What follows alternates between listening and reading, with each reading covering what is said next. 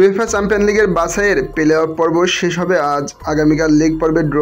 কিভাবে হবে ড্র, কোথায় হবে, থাকছে কি কি নিয়ম, চলুন দেখে আসা যাক। উয়েফা চ্যাম্পিয়ন লিগ 36 দলের হয়েছে গত মৌসুমেই। নতুন কাঠামোর চ্যাম্পিয়ন লিগের প্রথম আসরের চ্যাম্পিয়ন হয়েছে ফরাসি ক্লাব পিএসজি। 36 দলের চ্যাম্পিয়ন লিগের দ্বিতীয় মৌসুম শুরু হবে আগামী সেপ্টেম্বরে। ঢাকঢোল অবশ্যই বেজে উঠেছে আগেই। বাছাইয়ের প্লে অফ পর্ব শেষ হবে আজ। আগামীকাল লিগ পর্বের ড্র। বাংলাদেশ সময় বৃহস্পতিবার রাত 10টায় মোনাকে অনুষ্ঠিত হবে ড্র। গতবারের মতো এবারেও প্রথম পর্বে আলাদা কোনো গ্রুপ থাকছে না। লিগ পর্বে প্রতিটি দল 8টি দলের বিপক্ষে খেলবে।